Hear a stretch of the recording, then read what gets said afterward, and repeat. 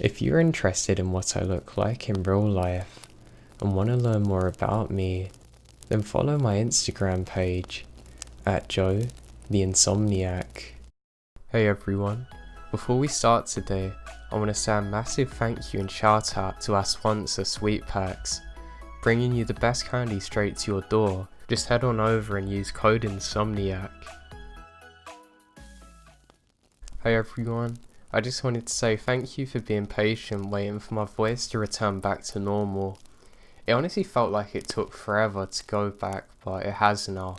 It's 100 times easier narrating, and I'm really enjoying these stories so much at the minute. So I hope you're all having a great day and enjoy this compilation.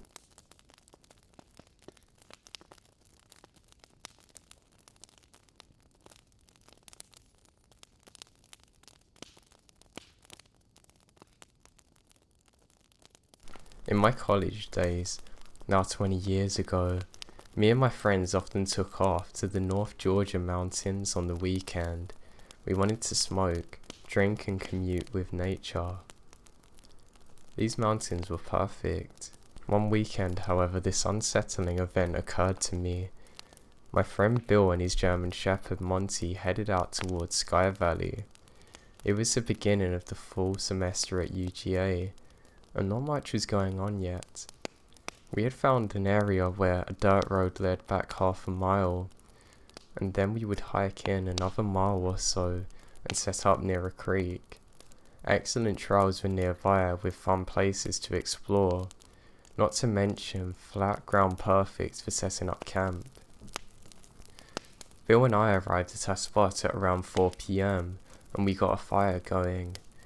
We were musicians, Bill playing a guitar and me being a percussionist, so we started jamming. After 10 minutes, we chatted about life and girls before tucking in for the night. It was a clear night, so we just slept under the stars. It is important to take note that we have not seen any sign of any other people in the area during any of our other trips. At about 2 in the morning though, I'm awoken by Monty growling, a deep growl that I've never heard before. Bill was still dead to the world, that'd be me. And I sat up and looked around and listened, thinking maybe an animal had come to our campsite. The fire was only embers at this point. I hear barely audible voices in the distance. Focusing on the area of the voices, I see a faint red glow, followed by another faint glow to the left of the first. This is about 100 yards away, my mind connecting what I'm seeing.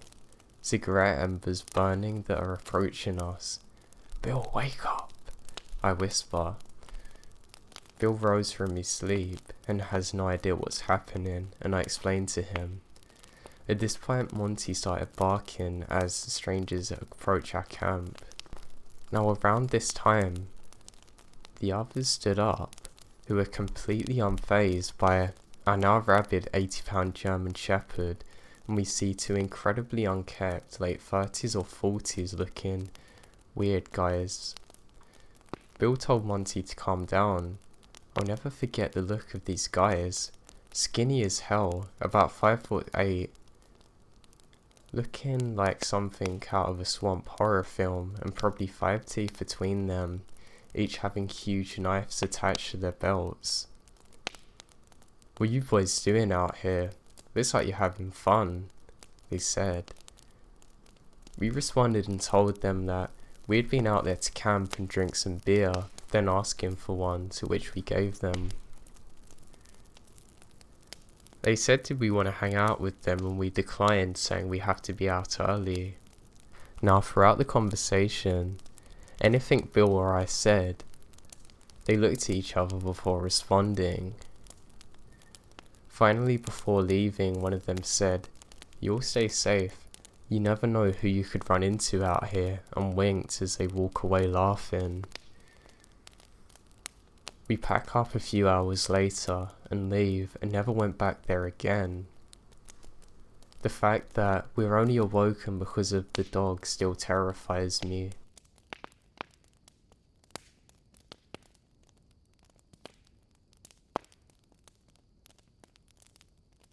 As I've mentioned in my previous post before, my family has had some remote land up in the mountains outside of Eureka. I come down here a few times every year and haven't really experienced anything too out of the ordinary. But last night was different. Different to say the least. I didn't know this before, but apparently this area is pretty popular for UFO sightings. I still don't know if that's what this was, but I'm having a very hard time to come up with a logical explanation. We had a good fire going for a few hours, and after everyone else went to bed, it was just my dad, my fiance and I left. So we're all gathered round there, just talking. Even about constellations. So we all leaned back and were staring up at the sky. My fiance then pointed out a light that was noticeably brighter than the stars. It was steadily moving. Immediately I figured it as a satellite. But my dad chimed up with, "I don't think it is. Watch it for a second." My dad and I are hugely into aliens, and both have had a fair amount of sightings in the past. I focused closer on the light and saw it wasn't just gliding across in a straight line, it was zigzagging, back and forth, moving eastwards. Three of us are explaining about how weird it was when suddenly it screeched towards the southern mountains. I'm thinking to myself, okay, is this actually happening?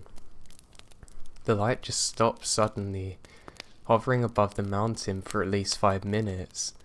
At this point, we're all saying it's definitely not a satellite, with the occasional comment like, "Wow, this is wild." The light started to shift again to the right until it was behind a tree, and we lose sight of it completely. We went back to the normal campfire for a couple of minutes, and my fiance gets some drinks. As soon as he got up, the entire sky lit up in an almost painfully bright white flash, like lighting on steroids. This was a crystal clear night. There wasn't a storm on the radar for miles and miles. We couldn't even see one little wispy cloud. It could not have been lighting.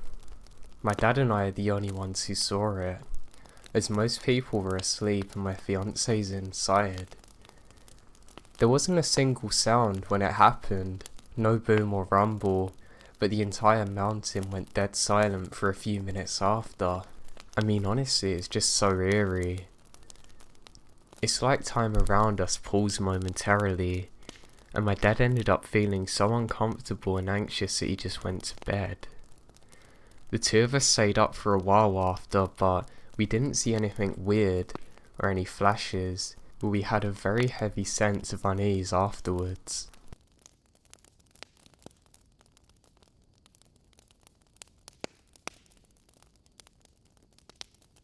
Back in October of 1989, my mum and I went up to the western part of Northern Carolina for a week to see the leaves change colour.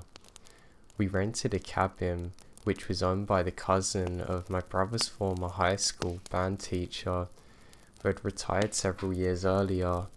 The band director was more or less keeping watch over the place. Now, he actually lived down the street, but it wasn't until Friday afternoon that we saw him. The cabin was somewhat in the wilderness, but it was near a main road. The band director had to go away for the weekend and was letting us know. We had the name of the cousin in case we needed any help. This was on a Friday afternoon. Up until that time, the trip has been uneventful. Friday evening we went to a church dinner, which was down the road. When we came back home, it's already dark. My mum started thinking about, we're the only ones on this road, and we don't know where the nearest neighbour was, which is a little unsettling. The moon wasn't full, but there was light to the moon. We had separate rooms in the cabin. The power went out in the cabin shortly after we come back from the church dinner. Then my mother heard what sounded like footsteps, and she saw what looked like an outline of a hat. There was a man walking around near the cabin. Then we saw this hat disappear to the woods. By this time, both of us are terrified that this man is going to come into the cabin to hurt us. Both of us wondering if he had cut the power source. I decided to sleep in bed, which is near my mum's room. We tried to sleep, but then are awoken by an owl howling. My mum could see the owl's eyes, which are looking into the window. The drake couldn't be closed entirely. The owl didn't take its eyes off my mum the entire night. The owl also hooted all night. My mum tried to ignore the owl, but its presence really unnerved her, and this unnerved me. Neither of us could sleep at every noise that jarred us. It would be like, what's that? What noise is that? And every once in a while we would see the outline of the hat walking around the general area. Then it'd go off into the woods. Both of us are freaked out at this point, but we weren't about to leave in the middle of night. There was no phone in the cabin, and this is long before cell phones were in common usage.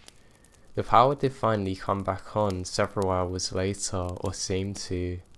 Now originally we were gonna leave on the Sunday, but as soon as the sun came up on Saturday, we left. A couple of days later my mum got a call from the band director. Apparently the man we saw was a mountain man who was very weird and done weird things around other cabins and is known in the area.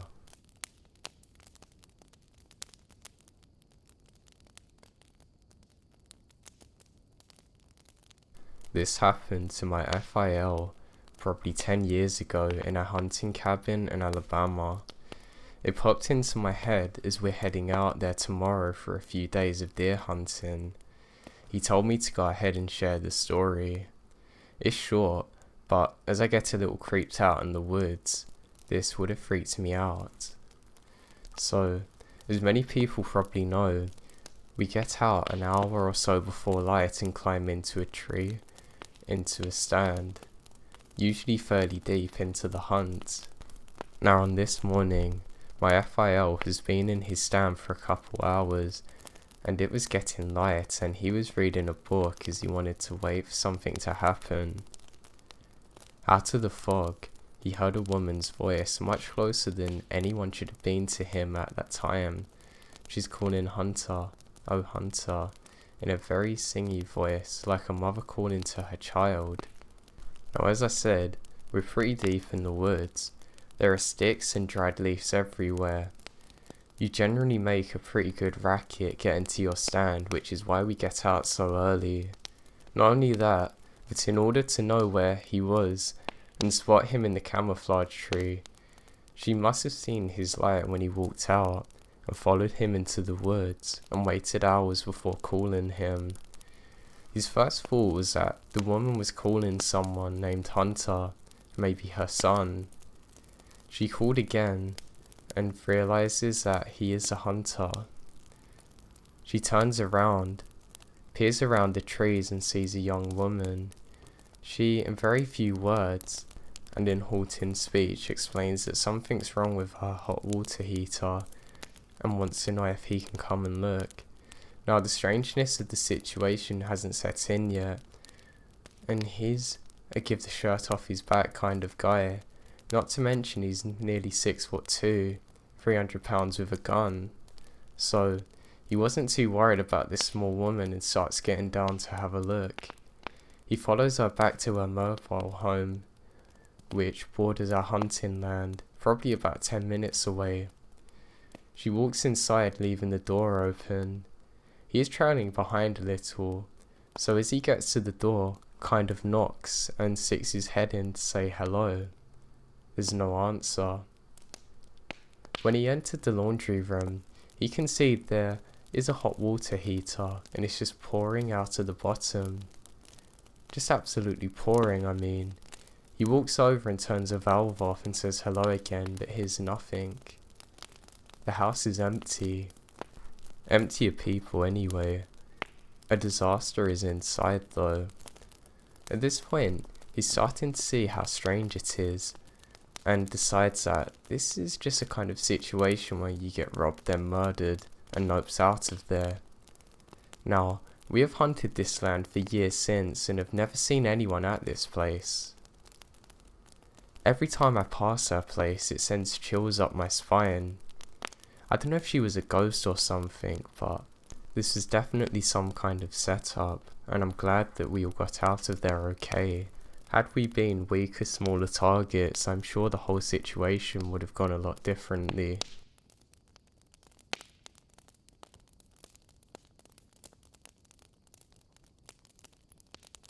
I went hiking with my boyfriend and a few of his friends. The 5 of us were heading up a not so popular mountain trail that's about 10 minutes long up to a small lake. We saw 2 couples on their way down, but no one had passed us on our way up. Now the trail isn't super easy, and wildlife is pretty common. We see a moose about 3 miles in, so we're all on guard for more moose or a mountain lion or anything that can cause a problem. After the moose, we ran into a small patch of snow that's maybe 100 feet along the trail. Past the snow, we walk about another 20 to 30 yards and find a deer's ribcage and spine. We gathered around it not saying much, and one of the guys turns it over with a stick. It was picked totally clean. After we stand up, an older guy is standing like 10 feet away from us just staring. Not one of us heard or saw him walk up. It was like he just appeared. After we make eye contact, he just turns around, jumps over the little creek, cutting through 18 inches of snow, then walking up the side of the mountain to disappear.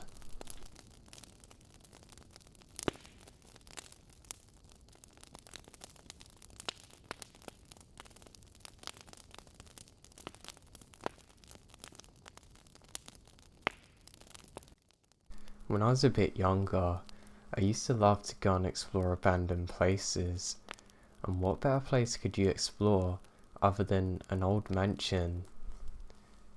Now, I know there's mental hospitals and stuff, but they're usually desolate by the time you get there. Obviously you have to worry about police and stuff, but mansions? It's very unlikely that there's anyone there but you, and the people have often left in a hurry, so very little is actually taken with them. Now, I was exploring one that I'd always wanted to. I had my best friend Ryan there with me. We'd explored together for years and become quite good at it. He was my go-to guy for it, to be honest. Most people would say no out of fear, but he was fearless and pretty cool. We used to play soccer together back in the day. We're not as close now as we used to be, but at the time, it was great. Now, it turned out to be a night of exploring that I'll never forget. Now, to get to this mansion, you have to walk through a pretty dense forest. I didn't particularly enjoy the walk because I don't like getting bit by all the creatures and insects that lurk at night, but my friend Ryan told me to shut up complaining and to get on with it. So I did. Just as the moon begins to appear, we can see it, and my god is it beautiful in the summer air. There's one last glimmer of daylight as we approach, and it makes the place look truly harrowing, exactly like something off of the set of a horror movie. We decide on who should go in first. Come on man, you do it.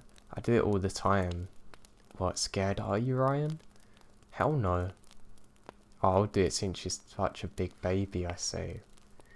I grab the flashlight and go in first. Now there's a lot to explore. This is when we do something pretty dumb.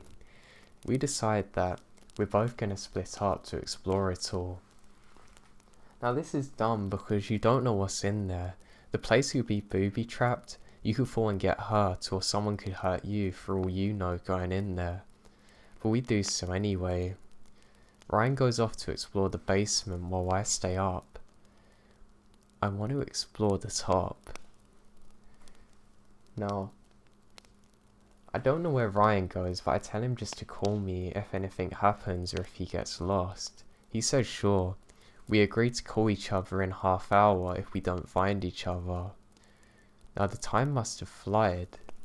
I felt like I'd only been there for 5 minutes, but I look at my watch and it's already been 20. Not long before I have to call Ryan, I think to myself. Now I find myself in darkness, in a hallway. It's darker than anywhere I've ever been before. It almost seemed like I wasn't even of this earth. The moon was pretty bright now, but I can't see anything without my torch. Now I can't shake this feeling that I'm being watched throughout the time that I'm there. I turn my flashlight to the side, and I notice at the very end of the hall, there's a picture of an old looking man. Maybe he was a homeowner. I'm not sure. The weirdest thing? It feels like he's the one watching me. Oh wow, my flashlight starts to flicker. How typical. I go and check my watch for the time and it's been half an hour. I must have been in that room for 5 minutes. The time elapse is something that I still can't explain to this day. I start walking towards the photo though. I'm drawn to it.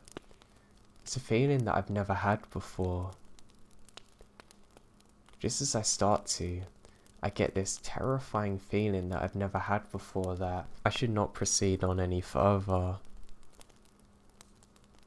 I decide to turn back, but as I do, I think I'll take one last look at this picture before I leave.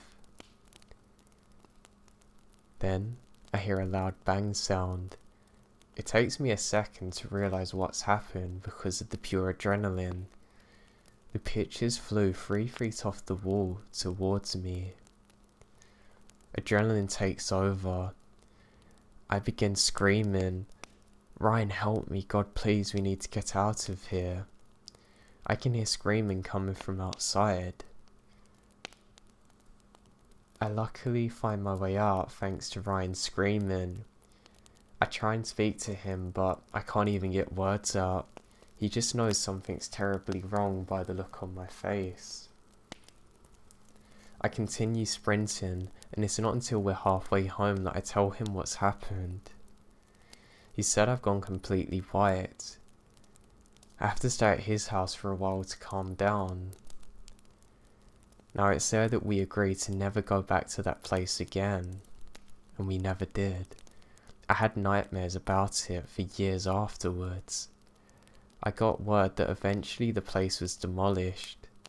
Even to this day, I cannot bring words to even describe the feeling that I had while in that room. And what happened is like something out of a horror movie.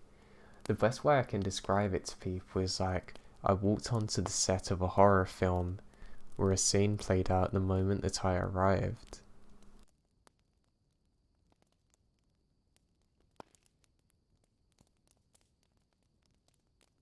Have you ever seen the movie A Beautiful Mind where Russell Crowe imagines his roommate and a little girl? He eventually learns to ignore them. It's scary how true that is. Seeing that movie was a turning point for me. I realised that maybe I could learn to live a normal life. And for an 11-year-old who'd been ordered to 100 different doctors, admitted to different mental hospitals, and tried everything, there was more hope than I'd ever had before. Every day since I was born, I'd see things, wandering around. I remembered seeing them before I remembered my own parents' faces. They ignored me. I can never touch them, but, I mean, that's what most adults seem like, to an infant. So why was it strange?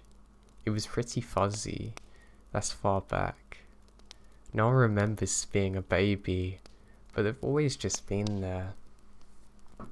About this time I turned 3. I think I realized no one else could see them. That's when my parents told me I started having imaginary friends. I talk about big animals I'd see, and they'd smile and humour me. If the animals I described had a few too many eyes and teeth, well, that's the imagination of a child, right? It wasn't until I was a little older that they started worrying about me. It was past it's cute, and they started to look at my drawings with concern. I'd become obsessed with drawing creatures no one else could see. For a kid, I think I was pretty good too. That was the problem. They really didn't like what they saw in my drawings. I remembered very vividly my mother grabbing one in particular I'd finished. I was so happy I got it exactly right. She looked down at the purplish grey blob, the appendages that didn't match the body, and a face that simply appeared wrong. To her, I realised now. She held it up to me angry, tears on her face, screaming at me to never draw it again, ripping it up and sending me to my bedroom. I stopped showing them my pictures after that, though I had a serious collection by the time I was 6. That's when they sent me to see my first psychiatrist. We spoke for a couple of hours, then once a week for a month and a half. I was so excited, having an adult who listened to me about the creatures, one that didn't get angry, leave or shut the door. But I was pretty upset one day. That's the day she asked me if I knew the animals weren't real. I stopped speaking to her after that. The next 3 doctors lasted even less time. By the time I was 7 though, we found a doctor. She's amazing. She didn't seem to care if they're real or not, just that I was able to live life without being unstable because of them. I talked to her for 6 months. My parents were so much happier, and I thought everything was going to be okay. In that way, a child doesn't think about the future. One day, the doctor asked me if I wanted to show my drawings. That night I went home, pulled out the boxes of drawings from under my bed and closet. For the next week, I combed through all of them, picking the best ones. I was excited to finally share them with someone who I trusted, who wouldn't react to them. The next Tuesday, I pulled them out of the bag and happily handed them over to her. She stared at them for a long time, slowly going through the stack. Eventually, she looked at me smiling, asking if she could keep these for a while. I said yeah, and we talked about school for the rest of the session. As we left, she asked me to wait in the playroom and told my parents to step into her office. I was sure she was telling them I was okay and there's nothing wrong with my drawings, but my parents come out later and I knew something was wrong. My dad looked worried and my mum held me up close saying she loved me. That night was packed with a suitcase, and my parents told me that there's a place at the doctor's I should visit for a while. The way they described it sounded like a summer camp, which I'd always wanted to try, so when we got in the car, I was eager. I think you know though it wasn't summer camp. The hospital wasn't like what you'd see in movies. No white paint and fluorescent lights. There were bright primary colours everywhere, paintings of cartoon elephants and dogs, and the staff wore uniforms with flowers and clowns on them. I was left in my playroom under the careful watch of the kindly nurse, who talked to me while I coloured. A purple cat that time. I knew better than to draw them in front of other people by now. After a while, maybe an hour or so, I think my parents came back with a man in a white coat over a green shirt and glasses. I remembered thinking his hair matched his brown tie. They introduced him and said I'd be staying here with him and some other children. I said can I go home instead. My mum was upset a little and turned away, and my dad knelt down and gruffly told me it's for the best and they'd visit a lot. I tried not crying as they left, telling me how much they loved me. They then left and I couldn't hold it longer. The nurse, whose name I learned later, held me and rocked me back until I stopped. She then carried me to a room with a small bed and a cubby for my suitcase. She then laid on the bed asking if I was hungry. I shook my head, saying I was just tired, so she sat down in a chair in the corner of the room while I lay there, still sniffling a little, falling asleep. I wake up to the sound of the door opening and she comes in with some food. She said it's dinner and I have to eat. Before I could though, she gave me a cup of small bright pills telling me I had to take them. I did so without arguing, quietly eating, going back to sleep. Sometime in the middle of the night I awoken again and saw her dozing off in the chair, a book hanging from her limp fingers. I watched her for a long time, then went to my suitcase and began drawing the creature that was sleeping next to her. I put it under my mattress when I was done and returned to my dreams. The next day I met with the man with the coat and glasses. He talked for a while in his office, and by now I was used to questions and new doctors asking me stuff. It was a week before my parents came. I didn't talk to them. I was annoyed. Then when they were leaving, I began sobbing. I hated it. I was there a year before I left. They tried every medicine they could, but nothing stopped me seeing the things. And eventually I learned to pretend I was okay when they tried a combination of pills that didn't leave me feeling sick or sleepy. I kept it up for a long time and finally they told me I could go home. My mum and dad were happy to have me home. Things seemed to be normal, and I'm glad to be out of there. Now the next few years were turbulent though. Eventually they realised I was faking, and the doctors started again. The meds, they found the pictures, and when I was 10, it's another hospital. This one doesn't last too long. The doctors were pretty arrogant and he was convinced I was cured within weeks. My parents were more skeptical, and less than a year later, I was in another facility. This time, this is one that isn't meant just for kids, where I met someone. He's probably the nicest person I ever met. The only reason I'm not still in some room drugged up. He was the one who snuck in the movie and explained that sometimes you have to ignore the things you see, that no one else can.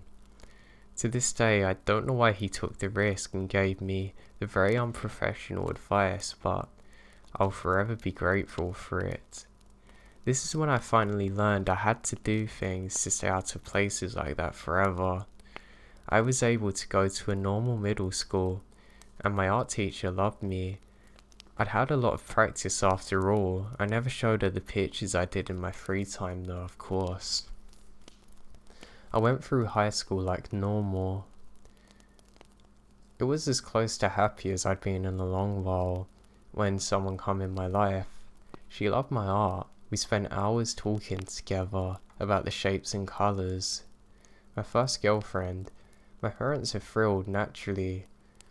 They took this as a sign I was really gonna be okay. We broke up a few months later though, when she found a piece I was working on. One of the ones I never meant to show anyone. She didn't like the things that lurked in my mind, she said. That pretty much sums up my life throughout college though. I get an art scholarship and eventually found an outlet where I could share a few of the tamer pieces I'd previously hidden. Most people found them disturbing still, but few people thought they were awesome. I even sold one to a heavy metal band for their album cover. I still paint and even had a few expeditions now and then, Most of my income comes from commission though. I'd largely put everything behind me until one day a few weeks ago though. Now I hadn't mentioned them to anyone in years. I'd even shown nobody one of these. I was at a park painting, enjoying the sun, doing a few sketches for some side cash and tips. It was nice.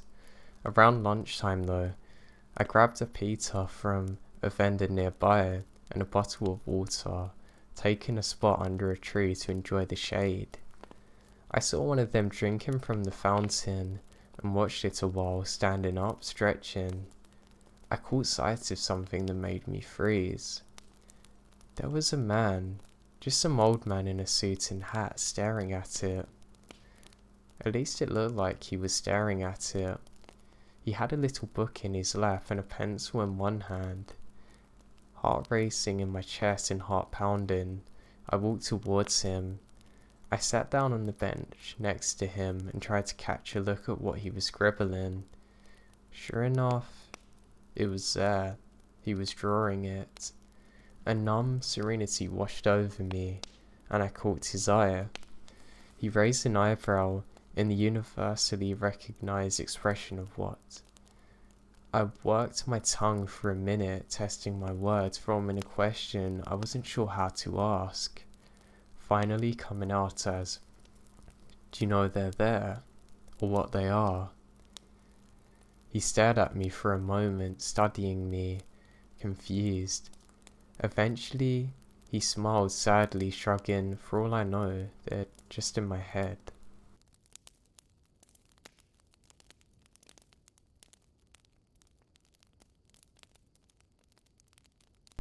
Now, I'm not one to believe in urban legends or myths, but there's one thing that happened to me to this day that I'll never be able to explain.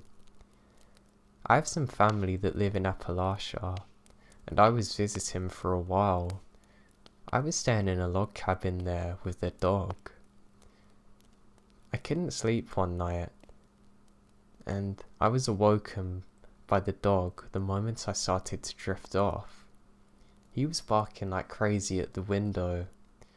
I was pretty scared because, I'm not gonna lie, I don't know the area and I don't feel safe on my own, and this dog's really small. When I look out the window, I think I'm dreaming. I rub my eyes and look again and confirm what I first saw. 2 glowing red eyes and some kind of winged creature in the distance. I collapse onto the floor in fear. The dog continues barking, and it shocks me into getting up again. I quickly grab the rifle that is at the foot of the bed. I open the window just enough to let a shot off, and whatever creature it is quickly disappears into the night. I call my friend to drive out to me and take me out of there.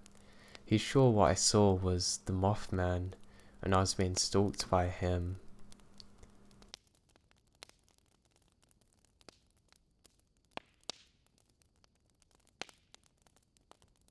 I don't like horror movies. In fact, I don't like anything horror. The sensation of being scared doesn't appeal to me. If I had to elaborate on why, and I typically did as a teenager, when my friends wanted me to watch scary movies, I would say I saw enough as a kid and they bore me. Except it wasn't entirely true. The truth was that there was a VHS that contained a strange mixture of cartoons and live action scenes that I watched at my grandma's house as a kid, and they horrified me. If I had to guess on the release date of the footage, I would have to say sometime between the 1920s to 1930s. I would sometimes ask friends if they knew what I was talking about, and I would receive a glimmer of recognition and understanding in response. Who hasn't seen a creepy old black and white cartoon after all, you know? But when I continued to explain what I remembered from the old VHS tape, The recognition would slowly disappear from their faces. Even while I described it, I knew it didn't make much sense. An egg-shaped man walking down the road with his arms waving around the sky. A swan whose neck sways back and forth to music in the background. Then, intermittent flashes of terrifying live-action footage. The audio consisted of mostly music, with heavy static, except for one moment where there's a man screaming. It was non-sensual, and similar to describing a dream that has the importance to you, but means nothing to anyone else. People would shrug their shoulders, saying they don't recall anything like that. Oh, is it Roger Rabbit? No, this isn't Roger Rabbit. Regardless, I loved visiting my grandma while I was a kid. My mom would drop me off there Saturday and come back for me on Sunday, giving me and my grandma all weekend to do fun things. She has a garden in the backyard where she grew a lot of different fruits and vegetables, so a fair amount of our Saturday morning was spent there. If my mum tried to get me to eat a tomato at home, I would balk, but my grandma's tomatoes were delicious when fresh off the vine. Even a 6-year-old boy could taste the quality in it. Then, there were the mall trips, which were too exciting for a sugar-loving kid like myself. We go to one of those colourful candy shops where she'd buy me a small bag of gummy worms. Then it was the clothes store, which always made me groan, and tried to convince her that I never again needed a new wearable piece of fabric. But I had to go through the motions of trying on a pair of shorts and set of pajamas there. As the sun set, we'd be back in her home. My grandma always had to go to bed early and had to keep me entertained. She would direct me to her comfy floral couch and turn the tube TV on that was on the tall stand. She'd go back to the bookcase where she kept her VHS tapes and choose a tape that was specifically for me. This is one of the most strange footages that she ever showed me. As a kid, you tend to go with the flow. I shake my head looking back at how accepting I was when she'd put the TV on and stick the VHS in the VCR. She'd pat me on the head and say she's going to bed. I nodded and braced myself while also hoping that magically this time something else would be on the TV. She'd press play and then would leave her bedroom. The TV flickered in its unusual way and the title card appeared, but I couldn't read well at that age. That old sound music kicks in, and the egg-shaped man comes strolling down the white road, waving his spaghetti arms around. His mouth is in the shape of an O, and his arm reach so high that they go past the top of the screen.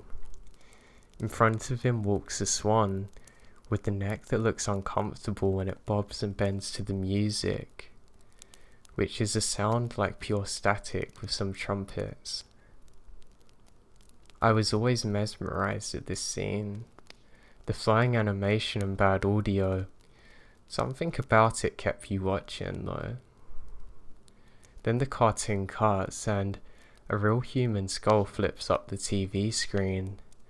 This is the point I would jump in my seat no matter how ready I was for it. The gaping eye sockets and jaw that, like all human skulls, had a terrible expression that looked as though they're excitedly smiling. The camera would pan out and slowly reveal the rest of the skeleton. There's no music now, and the only audio is the sound of static popping noises. The video starts to zoom out, and you see the entire skeleton frame on screen. I was positive that the skeleton would jump out and try and talk to me. It looked as though it's so alive with its jaw agape. At this point, I would grab my legs and look over my knees. When you're a kid, basic things seem out of reach. The entire house had its lights turned off, and getting up would mean walking into the depths of the darkness. There was no light near me, and even the thought of turning the TV off was terrifying. As upset as I was at the time, I could soon turn to feel angry. The screen goes back to the cartoon, the broken neck goose and the egg-shaped man, with the poor audio recording of the horns. At this point, a dancing bow-legged skeleton appears. They move about the dimensionless white space. The non-sensual dancing goes on for about another minute before the music stops and all you can hear is static popping again. All the characters look at the viewer as though they're making sure you're still there. A deformed face appears, no longer a cartoon. The face's lips are curled back, and it was groaning on screen. Looking back, I wondered if it is a sick man. As a child, I saw it as a zombie, his skin all decaying, missing in areas around his eye sockets and cheeks. The camera slowly zooms out, and it shows that it's walking towards the camera, groaning and stumbling. Now my knees are tight against my chest and tears are forming. I imagine the zombie grabbing me, rubbing his face against me. It will kill me this way, and it will take me somewhere dark and horrible, far away from anyone or anywhere that I know. The zombie disappears and is back to the cartoon. A mummy has joined on to the meaningless movements. The swan continues to sway. The egg-shaped man waves his arms. The bow-legged skeleton dances. The mummy begins to unwrap itself. The latter rocks back and forth while taking the bandages from around its midsection to its neck. I felt as though they could see me. I was positive that their pupils were watching me, making sure I'm paying attention, so I'd witness the next live-action interlude. The man screaming. He's covered in blood, yelling no, please no. Then something off the screen hits him. The camera is too close to his face to make out what's happening, and his scream sounds like a primal, deep sound that I've never heard from any other human before. I would rock and sob freely at this point. I'd think of what I'd have to give not to watch this. I would give everything. The cartoon would come back on. All the characters are gone save the mummy. He's hanging from a noose at the top of the screen made from his own bandages. He sways slightly, and a title card appears. The end. After laying in the subtle light of the television's static, I would eventually fall asleep on the couch. The next morning my grandma would ask me why I didn't make it into the guest room.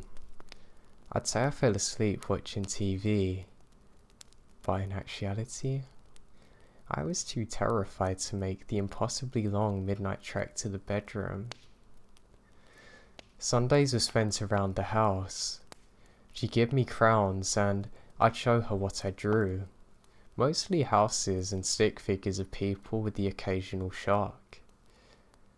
While relaxing like this at the kitchen table, my mum would pick me up and back home we'd go. I went there about once a month, and every time I went it seemed like a brand new excursion. I wouldn't think about the cartoon until she's ready to retire for the night. One of the days when my mum went to come and get me, her and Grandma ended up in the bedroom arguing. They're fairly quiet, so I couldn't make out what they were saying from the kitchen. I lazily drew some fish around my shark when my mum come out in a huff telling me to say goodbye. I gave my grandma a hug and we got in the car driving home. Like most kids, I kept track of some things but not others, so I didn't really keep track of familiar visits, and it took a while before I realised that I hadn't seen my grandmother in years. When I'm a few years older, I ask my mum if she still talks to her. She looked up from the Better Homes and Gardens issue she's reading, saying, "Grandma has a lot of things going on in her life, and visits are hard for her now." I could tell she didn't want to talk about it. I vaguely missed her, but at the same time, it was easy to accept the reasoning that she was too busy for visits.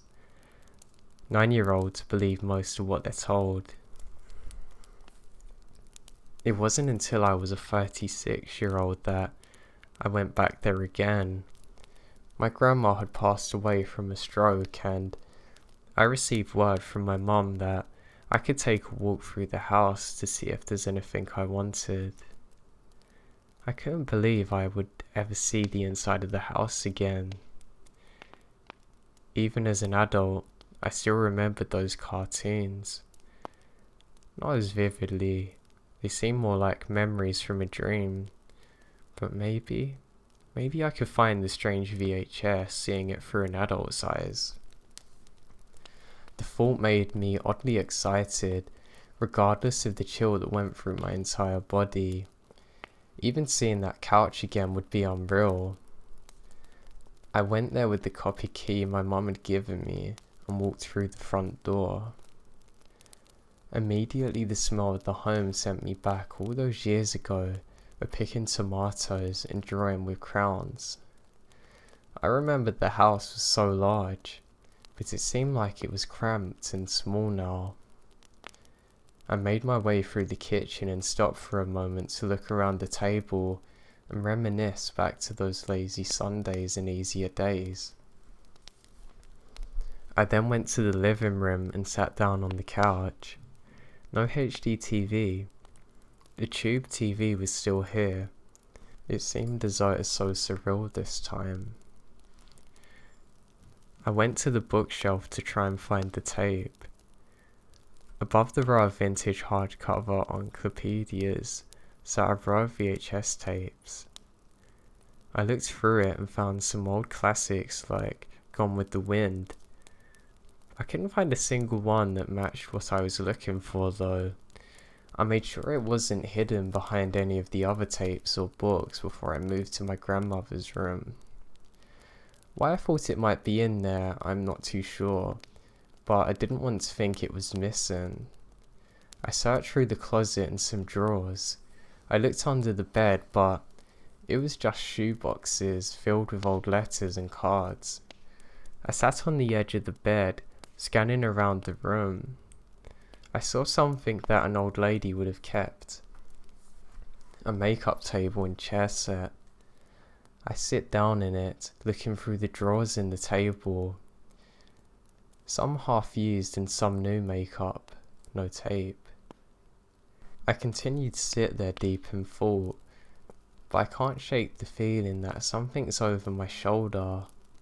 Then I look and see something rubbed against a picture frame with pressed flowers on the wall. It's a strange place to have a picture considering it's only 4 feet above the floor. I pick it up and look closer, and that's when I notice behind it are 2 small holes in the wall. A faint light is coming out of them. It looked as though someone took a long electrical screwdriver, sinking it through twice. I looked through the 2 holes and in perfect view was a floral, 3-cushioned couch where I used to watch that horrifying cartoon from. I sat back in my chair and thought for a moment. It's possible that those holes would have been there just to watch me, but the flowery wallpaper camouflaged it so well. I looked through the holes again, seeing the couch and the television. A television washed in the morning light rays, very different from how I remembered it. Staring at this scene, a realization sweeps over me. I begin to feel very cold, and I didn't want to consider the idea anymore. I look at the picture frame I had taken down, pressed red carnations arranged in a flattened boutique. I placed them on the frame next to me. I leaned over and put my head down, folding them into my arms. I wanted to stop my train of thoughts, but I couldn't. No matter how hard I tried, the terrible images kept on making their way to me. All I can see is a scared little boy sitting on that couch. He's wet from his own tears, hugging his knees through his chest. He was desperately hoping for Grandma to come to rescue him, but she never did.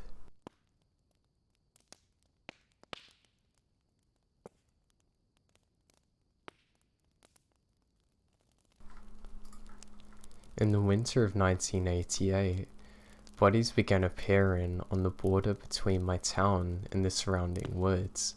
A group of campers had stumbled upon a man in his early 30s, completely nude, almost perfectly preserved by the cold weather.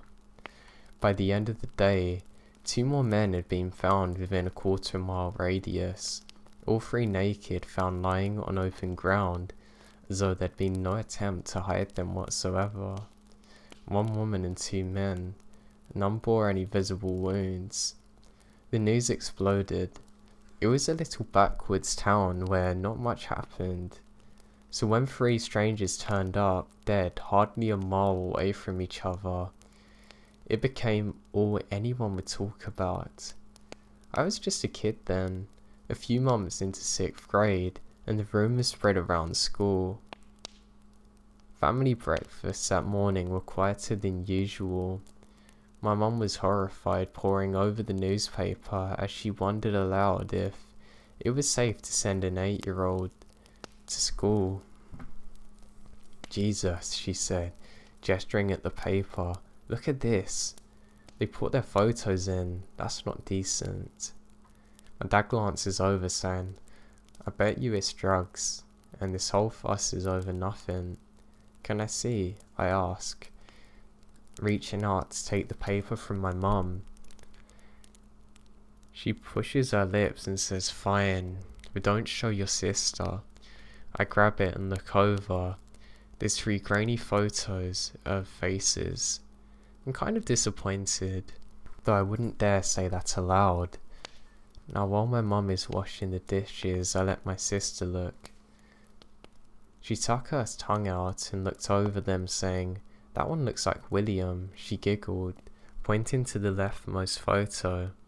There's a man with dark hair and a grass with a stubble. He's a boy in my class. It was so innocently morbid that I can't help to laugh. I got up to help my mum with the dishes, though as I occupied myself with chores, I couldn't help but linger on the strange deaths. My dad insists there's a logical explanation after all, that these 3 young people were drunk, stumbling through the woods getting lost, and you can imagine how they died. The following week, he was proven wrong. The autopsy is published. No trace of drugs, medicinal or otherwise, in their blood. No alcohol either. The cause of death couldn't be asserted. There was no physical trauma, no blood loss, no pre-existing medical conditions. The article in the newspaper declared it was mostly by shock, a sudden massive rush of adrenaline, essentially stunning the heart into inaction, that only seemed to be opening up more questions. 1 person might have been explainable, but 3? Was shocking enough to cause that to happen to 3 different people. A chunk of wood had already been put under police patrol when a new body turned up, nude yet unharmed like the others. It showed something pretty weird too, closely resembling a blanket around the woods. At night I'd lay awake thinking how awful it would be to die in that way, freezing alone with only the shadows stretching over you from the trees. Before the week's over, a fifth body sprawled in almost exactly the same spot. Somehow, no one knew where it had come from. One police officer interviewed by the press said she'd been passing through the area just minutes prior, and in the time that he's gone, it was like it had just blinked into existence. A fresh wave of rumours emerged at school, though now they're less nervously excited, more tinged with fear, though the evidence was frustratingly nonsensual. The unspoken consensus was that they'd been murdered. When a sixth body had appeared, a 10 p.m. curfew was imposed on adults and children alike. If I remember correctly, that was around the time the FBI caught wind of the case. The whole stretch of forest had been cordoned off with police tape, the perimeter constantly surveyed by a flock of different looking officers who made sure nobody got in or out. I used to play in that forest all the time with friends, and seeing it suddenly made into the site of 6 bloody deaths was surreal, to say the very least. That was what the media started calling it, though, the Bloodless murders. Sometimes the bodies came in pairs, sometimes alone. By the 10th, there was a definite pattern. They vary in ethnicity and sex. They're all relatively young, 20s to 40s and all nude. Some even looked as though they had clothes on 1 minute before. Very strange. Now, have you ever been in a room where everyone's holding their breath? Every person just waiting for the ball to drop. The silence so bad you can almost drown in it. Now imagine a whole town. You want to know the strangest part about this? Weeks dragged on, and none of the bodies are identified. Their fingerprints are intact, but there were no known matches. DNA testing came up empty. A public campaign to find the identities of the bloodless victims turned up nothing. It was like these people had emerged from nowhere, deprived of their names and backstories. The victims are unmourned, blurred into one murky entity. It really got bad a month into the case. Some up-and-coming journalist, a guy by the name of Wharton, I think, claimed to have uncovered the truth behind it all, and wrote a tell-all article divulging the details that hadn't been released by the police or FBI. Apparently, the Bloodless murders weren't bloodless at all. It was true that most are untouched, but 4 of the dead had bites all over them. Whole sections of their bodies gone. One guy was missing almost half of his right side. One of the women was short of an arm. Bites might be misleading though.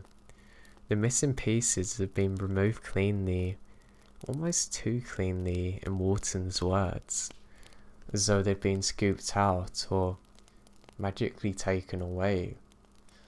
Wharton claimed that he had the records to prove that the area was under even more intense surveillance than we'd guessed.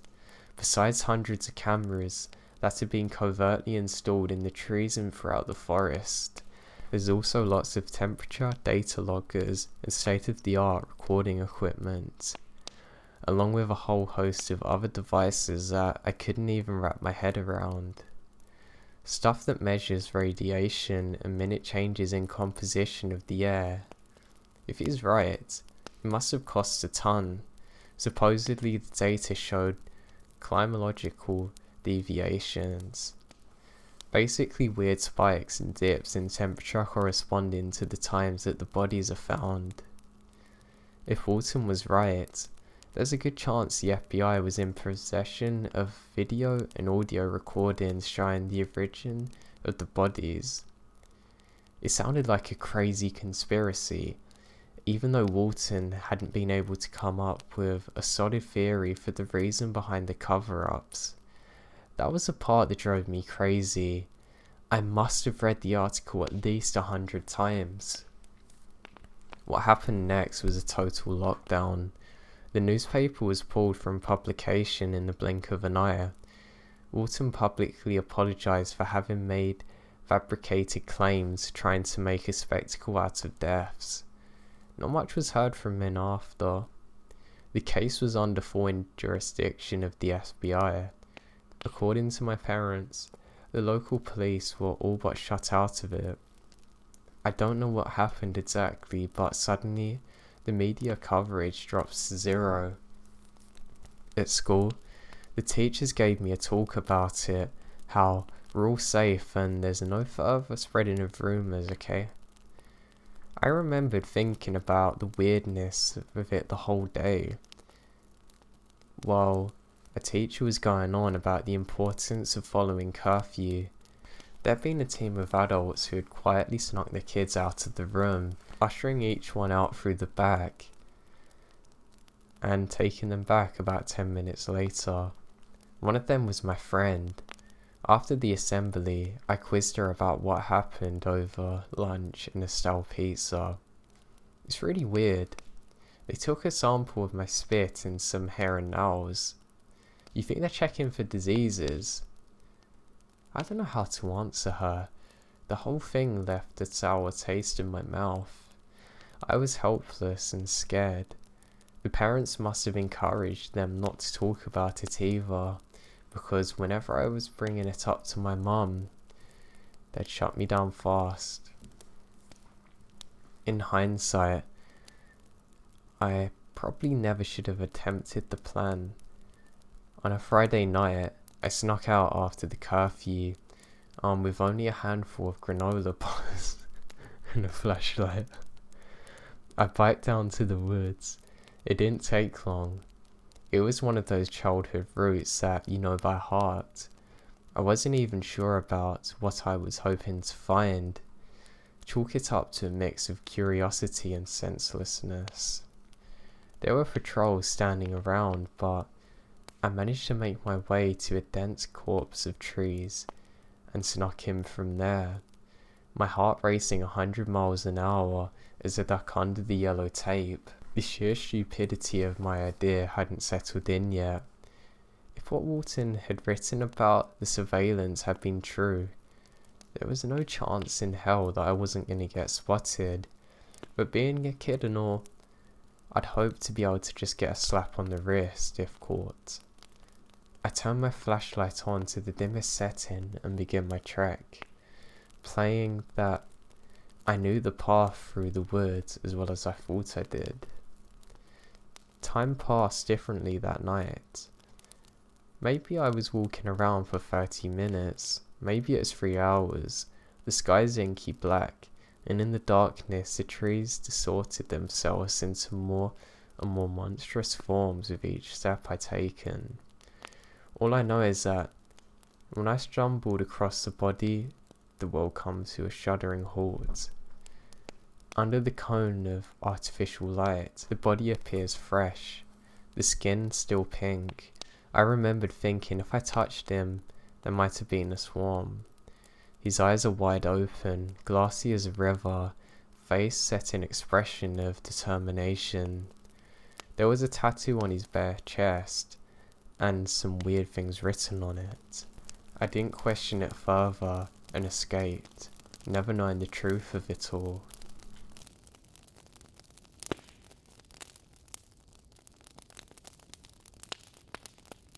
One summer long ago, I worked for a house painting company made of many small franchises preying on college students for underpaid and overworked employees.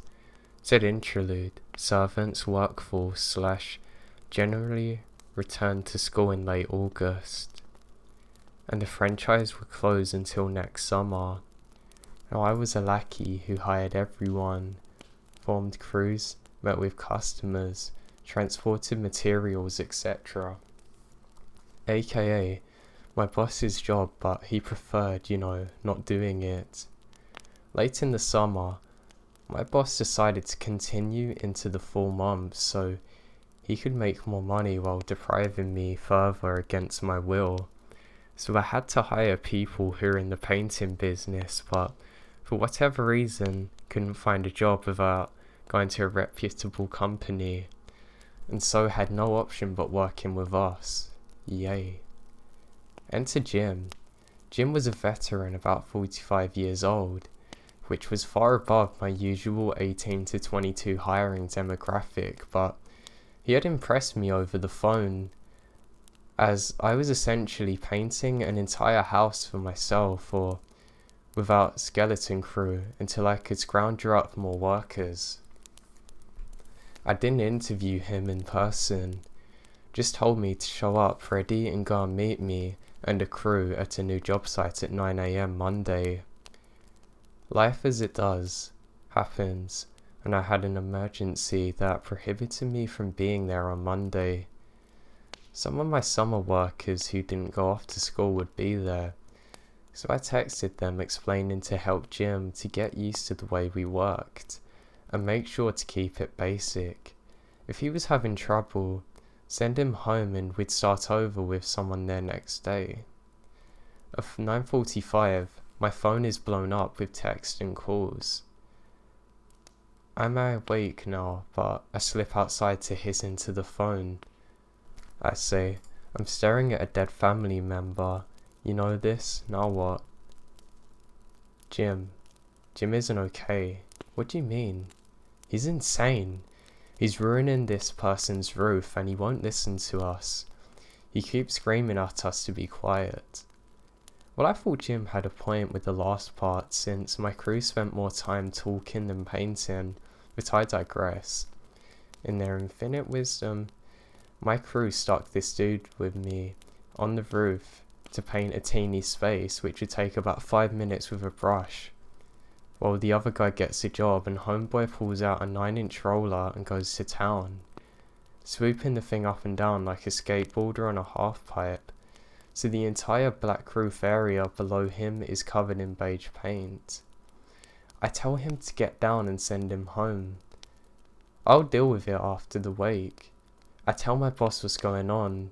He brushes it off, saying that Jim called to apologize and to tell him he could bring his cousin, Oscar, a guy who's apparently worked as a painter in a union, to the next job. Boss doesn't consult me, says it's fine to have a deal. Great. New job site, new day. I still hate my life. Oscar isn't in a union, but he did work as a painter for over a decade, until he was put in jail for armed robbery. A jail stint that he was fresh out of as of a week ago. To Oscar's credit, he was very polite, respectful, and different. I had actually spoken to him about his jail time and he was very open about it. I was convinced he'd done an excellent job working too. Now my boss stopped by now for the first time in forever and was also impressed by Oscar. So I'm impressed that he decided Oscar and Jim would take on a job by themselves. A job that was mostly trim work for my family of my mum, dad, and 3 daughters. He then also decided that he would take care of the customer interaction with the exception of me dropping off the extra tall ladder halfway through to reach one ridiculously small but very high piece. Sure, fine. Halfway through the job, I show up like a good person, with a massive ladder in tow. Jim is listening to music, and I see Oscar look at him, and then wave to me to keep driving and park around the corner. Now I do love some good old drama, and don't really care about anything anymore, so I do. Oscar sprints to my car to tell me that Jim has been making the owners and their daughters very uncomfortable, and my boss had been ignoring their calls. Oscar had told them privately to wait until the day I come, and he would make me talk to them. I thanked Oscar and told him I would deal with them when it's right. I say, can you hang around just in case anything happens, and he says sure. So I pull into the driveway, nod at Jim and knock on the door. I was pulled in almost immediately by a frantic mother. The family was Russian, so I was treated to a delude of information that I could mostly understand, but the rest I couldn't make any sense of. Apparently Jim had been very opportunist about the ladder position as he worked on the second floor of the house, apparently staring directly into the girls' bedrooms, which he took photos of on his phone. He also made multiple comments about the girls as they come home from school. Just weird stuff. Now I just about managed to keep myself from melting into the floor and promise them that this will be dealt with immediately. With that, I walk out to confront Jim. I ask if I can use his phone because mine's dead. After he hands it over, I find literally almost 100 pictures of various bedrooms from every possible angle, zoomed in and out, etc. He sees me open the pictures from the ladder and starts flying down, screaming at me. He launches at me and Oscar puts himself in between us, yelling at Jim to calm down. Jim panics and flees for his car, leaving his phone with me. Police were called and I handed the phone over, was interviewed. Poor Oscar almost had a panic attack, but they said they would work with the family and take it from there. Great job, I finished the job with Oscar. We get tipped, and the family thanked us for helping them, and they didn't really know how to handle what Jim was doing.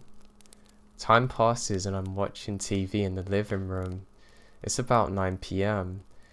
Light floods the room as a car pulls into my neighbour's driveway with its brights on. I don't care, I'm watching TV.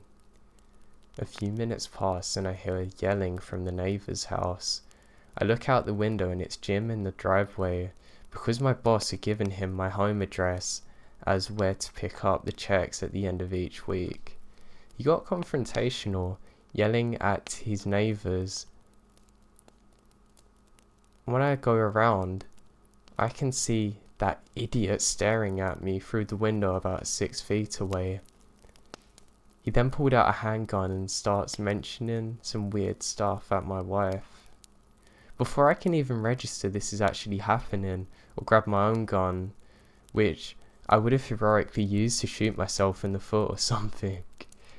My living room is filled with red and blue lights as multiple police cars pull up and arrest Jim. Jim had 4 guns in the passenger seat of his car, one of which was an AR-15 and a shotgun. He apparently had only taken them out just by mistake and wasn't going to do anything to me. Absolutely crazy. I'm glad that the cops got there in time before anything happened to me or my family.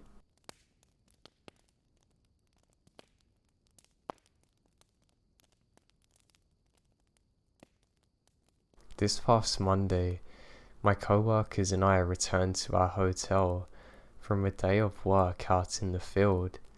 Rebecca and I walked to our rooms as we stood outside of our rooms. I opened mine up and saw someone in the bathroom. I say hello. Nobody answered. My first instinct was that it's a cleaning lady in there for some reason. And then I saw my bag with my clothes in it in her hands. I said to my co-worker, "There's a woman in my room." Then I asked the woman, "What are you doing with my stuff?" It gets a little fuzzy here because I can't remember anything I said and what she said, but she kept mumbling about how her key still worked, how it still worked and how she got in. I was in shock, and she obviously was very flustered having been caught mid-robbery. She dropped my bags, fumbled around with her purse in a white plastic bag. By this time my co-worker was behind me watching all of this unfold. The woman began screaming and walking towards the door and said, "What's in the bag?" Thinking it's probably my stuff, and so she said no. Just my things, I'll show you. And she did. I looked and didn't see anything of mine, so I'm in shock now. I let her leave. I went into my room, and it's been ransacked. I did a quick look around to see if anything had been taken. All my electronics are still there. Then I went to my bedroom and I saw my underwear, bikini, and other clothes shoved into my own bags randomly. Even my passport's in there. Then I looked around the counter and I saw that she got my medication. I'm not sure what was going through my head at that moment either, but I wanted it back. So I ran out the door to find her. I ran to the laundry room downstairs and out to the side of the hotel and didn't see her. I then realised that I'm never going to find her, so my co-worker and I went down to the lobby to tell them what happened and call the police. We went back up to my room to wait, and I noticed that there's a small metal bat on my bed, a little larger than one of the novelty ones you can get at a baseball game. But there's also a flashlight on the end. She must have been in a hurry.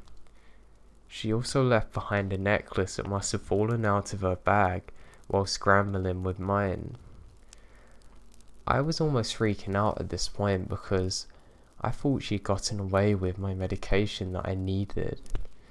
The police got there and took our statements and looked around the room as well. One thing that I noticed was that there were bits of drywall in the sink, and I pointed that out to the cops, but no one knew where it came from. We started locking the door and looking around it and the windows to see if she pried in, but there's nothing. So we kind of went by the idea that she had a spare key somehow, even though the hotel front desk was adamant that there's no way it could be. The officer came back, bringing 2 more officers as backup, because they thought that the woman might still be in the vicinity. But after our statements are taken, they say there's nothing else they can do, and left. I sat down to finally make some calls to people, and as I am on the phone, I start thinking about the drywall in the sink that makes no sense to me. I just can't understand it. Now, I start to put weird ideas together in my head. I got my co-worker and asked her to help me pull out this mirror on the wall. And we took the mirror down and realised there's a huge hole that someone desperate enough could squeeze through. I then asked Brian and Rebecca if I should call the police again to let them know what I found, and my boss said there's still cop cars in the parking lot. So I went down to tell them, and the female cop kind of rolled her eyes saying, "But it just can't be right," but the young guy said, "I'll come." They both came back up looking in the hole and found a pillow, blanket, cigarettes, clothes, even a toothbrush. So this woman had been living behind my mirror for God knows how long. She had access to my room whenever she wanted. One of the officers called the original officer to get them to come back. She explained to him what's going on, and over the radio I heard no way. He comes back and his mind is blown, as all of ours are. Obviously we packed up immediately. What's even crazier though is that she's probably been there for a very long time. The last time we stayed at this hotel, I would randomly smell cigarettes but assumed it is someone in the hallway, not a junkie hiding in my mirror. She had access to other rooms too. The holes in the room were renovated and the hotel had to patch up the mirrors after.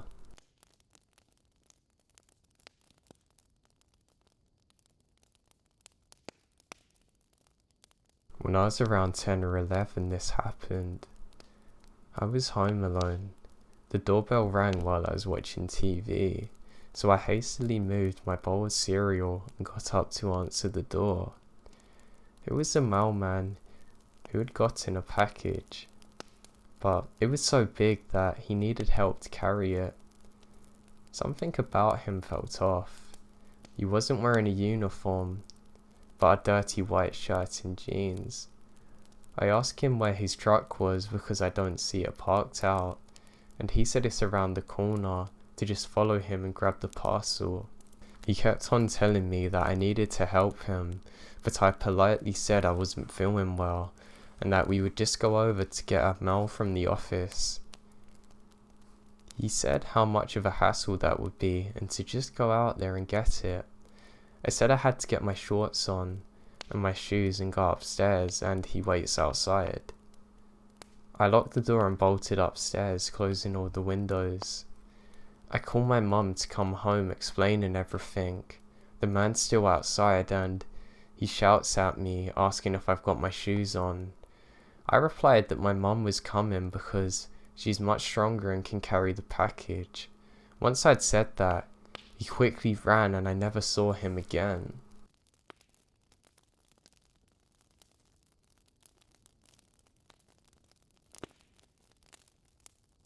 When I was about 7 years old, my brother's about 10, it was well past our bedtime when our mum awoken us off the couch to put us to bed. Our dad worked construction out of town back then, so it was just the three of us in the house for weeks at a time.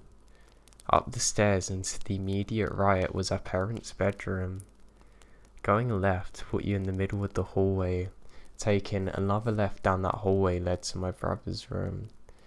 The opposite end was my room, which was also across the hall from our upstairs bathroom. At either end of the hallway are window doors that we always kept locked and rarely used. The door to my end led to a balcony overlooking our front yard, and the door on my brother's end opened up to our back porch. My brother and I both had a habit of waking up in the night to use the bathroom. I only knew this because I was always a light sleeper, and they couldn't help flushing with the door wide open. This night, however, my brother stopped on his way to his room and came back towards the bathroom, saying I'm going to try and pee before sleeping. The past few nights I'd been too afraid to walk to the bathroom. I kept seeing a man wearing stripes at the end of the hallway, he said. I don't know if my mum wrote it off as my brother telling ghost stories to scare me, or if she was already half asleep and didn't catch it, but she didn't react at all to my brother's confession. I, on the other hand, was terrified by it. The fear of seeing a ghost-like figure at the end of the hallway is the reason I started running up the hall. Years later, when I'm about 19, my mum and I are having a conversation in her car about a dog we had for a very short time when I was little. We were sharing stories about Max's tendency towards destroying my shoes and other unruly behaviour when my mum blurted out, "Do you remember that time I opened the front door for the cops and Max ran inside the kitchen and started tearing open that big bag of dog food we had?" This really caught my surprise because in all the years I've lived in the house, we never once called the police. I asked her what she was talking about and she looked equally surprised, as if she had just revealed something by mistake. "Oh, that's right, I never told you because you were too young at the time. One night I woke up hearing sounds outside my window, and when I looked I saw a man staring into my room." She went on to describe how turning the lights on caused him to take off running, and she grabs my dad's pistol before calling the police. I can't remember all the details I gave when they showed up. It's a tall white male wearing striped pajamas, short hair, something like that. They said it matched up with the description of a man they're looking for in the area. It turns out he escaped on charge of murder. Now I know it sounds so obvious hearing those two stories back to back, but it wasn't until a few years ago in my mid-20s that I pieced together that my brother had unknowingly warned us about a murderer who spent multiple nights casing our home.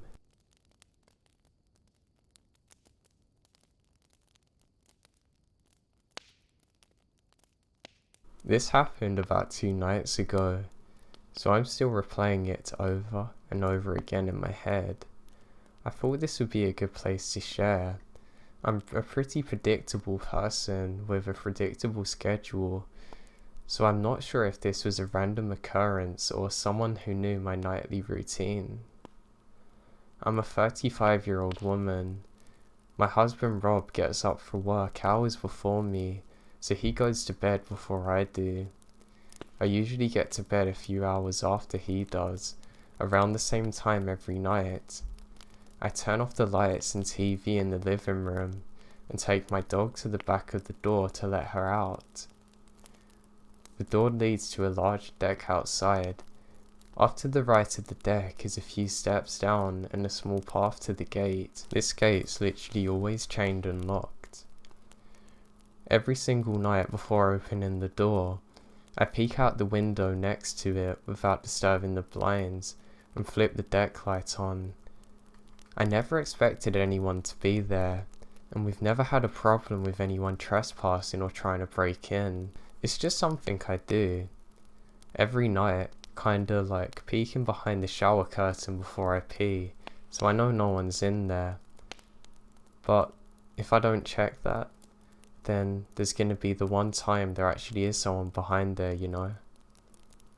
So a few nights ago, I got ready for bed, went to the back door with my dog slowly following behind me and peek out the window. I flipped the light, and my heart jumped in my throat when I see a skinny, dirty guy in his 30s or 40s standing off to the side of the door facing it.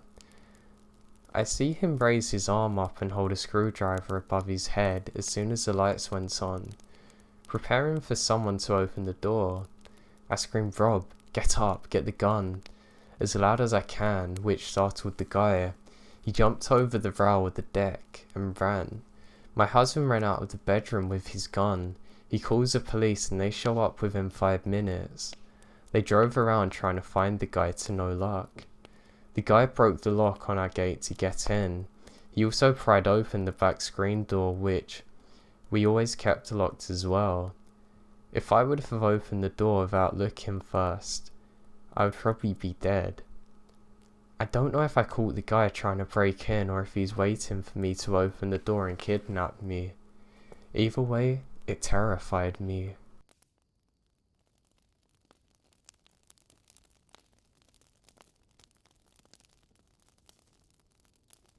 This happened a little bit ago, about a month, and it was bizarre to say the very least. I'm 15, and playing some video games before passing out. I'd say it's about 11 PM when I hear the doorbell ring. Out of instinct, I begin walking downstairs, but about halfway there, the rationality in my mind comes out. Who rings at 11? I silently strode back upstairs to the hall, half expecting something bad to happen. An exact minute later it rings twice. My parents began to leave their room and give me a weird look, as though I had to respond. I shrug. Then he starts banging on the door. My mother jumps at the first bang, and my father's eyes widened, but more in confusion than fear. He decided to go downstairs, peeping through the view hole. It's my neighbour. My dad hesitantly opened the door, and I could hear my father's voice tremble slightly. "Hey, what do you need?" The next thing I hear is a full-blown scream argument from our neighbour, claiming that this is his house, we stole it from him. My father's uneasiness was quickly replaced with annoyance, as he simply shut the door without giving our neighbour the time of day. My dad stepped on the first step, going up the stairwell, when our neighbour first hit the door. I'm not talking with a fist, full-on body slamming it. My father was stunned for a second. My neighbour charged the door again. This time, we began to hear the splintering of wood. Everyone reacted at once. My father went to embrace the door with his body. My mum went to get the other two kids, and I went for 911. The body slamming literally ensued for another 10 minutes while I'm on the phone with 911. It stopped. I think it's over and I'm relieved. But I'm still on the phone. I go peek out the front window of my home and oh boy, was it only getting started. My neighbour literally took his Jeep Wrangler and simply directed it straight at our home. We had zero clue what he was doing until he hit the gas and we heard the squealing of tyres. Then he immediately hits the brakes. He was trying to scare us out. I was still on the phone with 911 and I stepped away from the window to confront my siblings and crack jokes and such to try and calm them. Eventually the police arrive and take him away. The next morning I left for school, still shaken from the night before. I then step in front of our house and see that there's tyre marks everywhere leading up to the door. I think he might have been mentally ill. I don't know. I'm just glad that the police arrived when they did and I never had to see him again.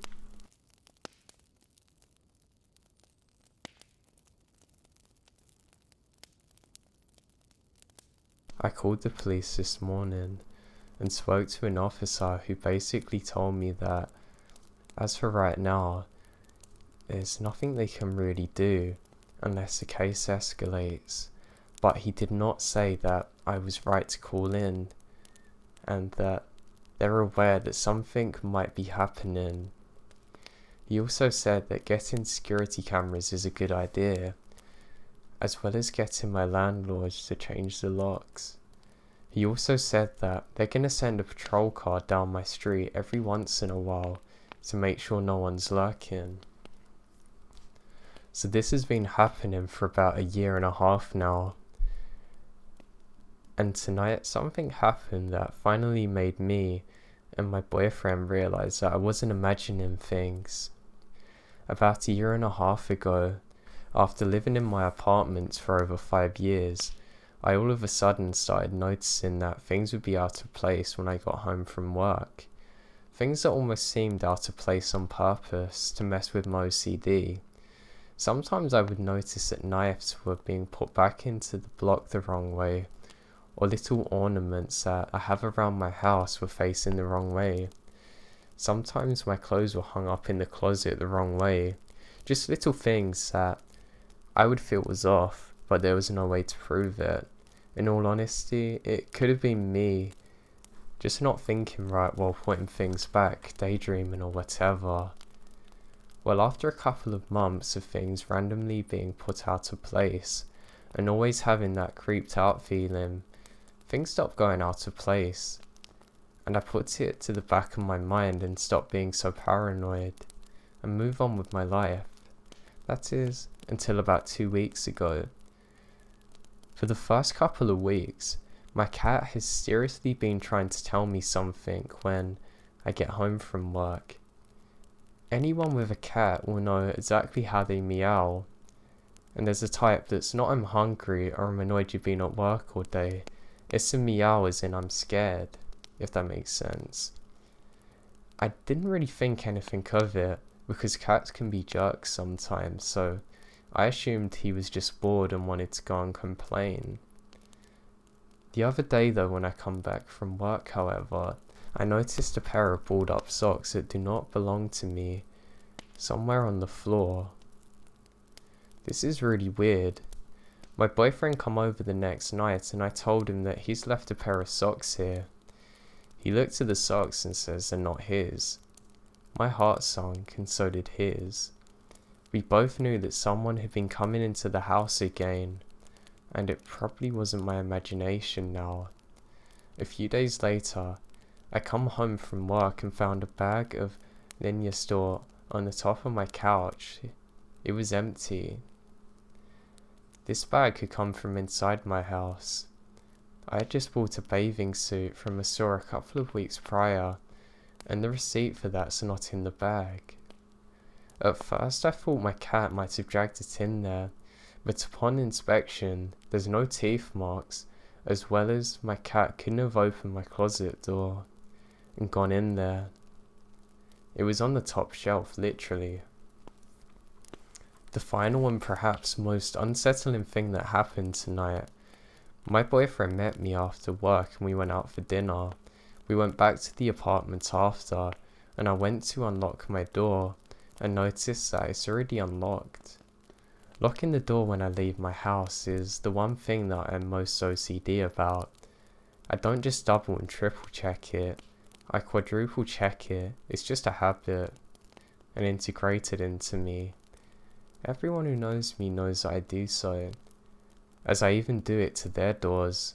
I have to check 4 times.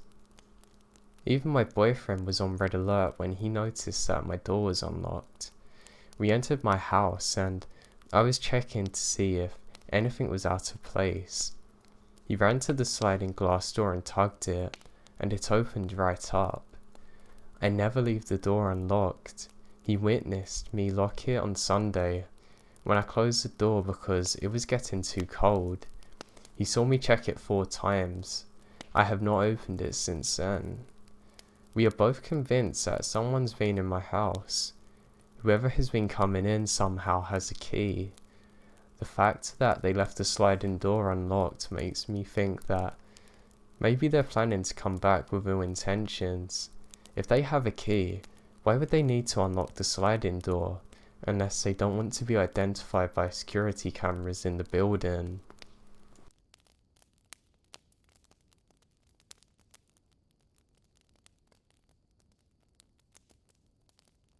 I will start off with some background information. I used to live in a university apartment complex while my parents were studying. This complex had a hill that was on top of it. It was steep enough for kids to take sleds and sled down the hill during the winter time. At the bottom of the hill, there was a small patch of woods. The forest contained a drain to prevent flooding.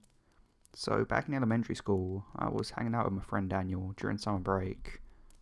Daniel was also 2 years older than me, and we were over at my apartment at the time playing Mario Kart. Then my mum came in and suggested that we go outside and get some fresh air. My parents were relatively lenient and allowed us to go anywhere as long as it was in the complex.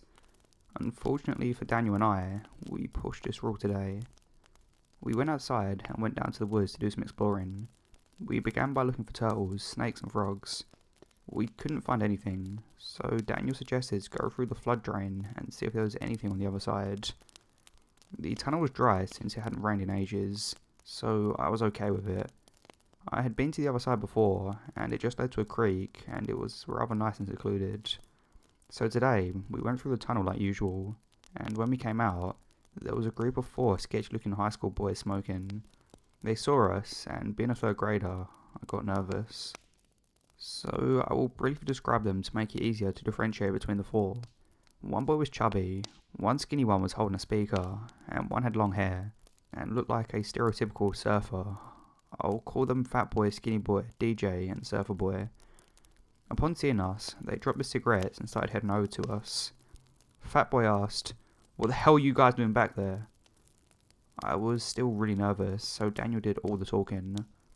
Daniel said we were just exploring and seeing what we could find. They all nodded, and DJ asked if we want to have a rap battle. I didn't want to, but before I could say anything, Daniel says yes and our troubles begin. DJ finds a beat on his phone while Skinny Boy and Daniel prepare to battle. This is where it begins to go wrong.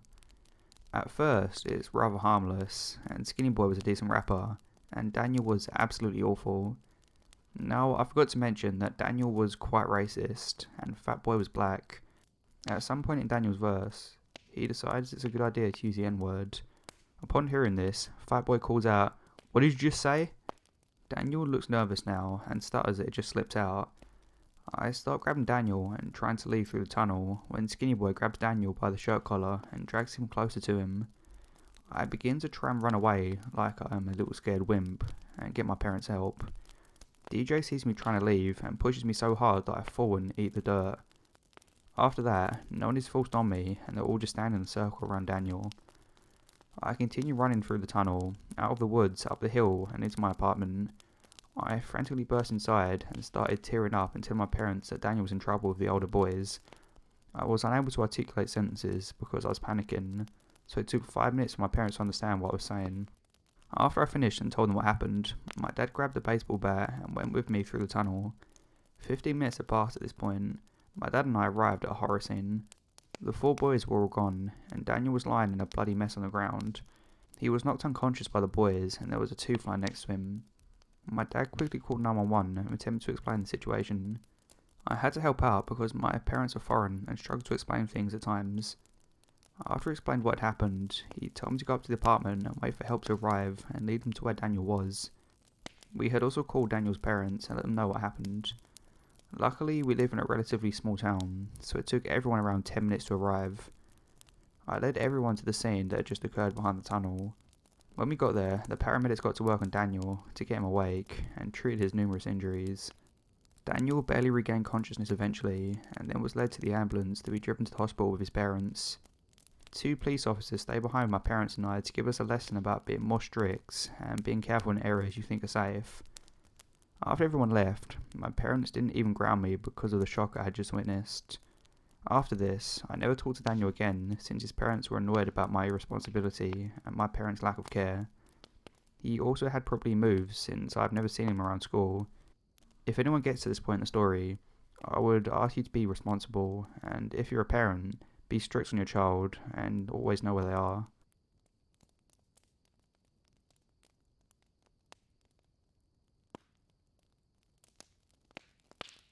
So this happened to me just this week.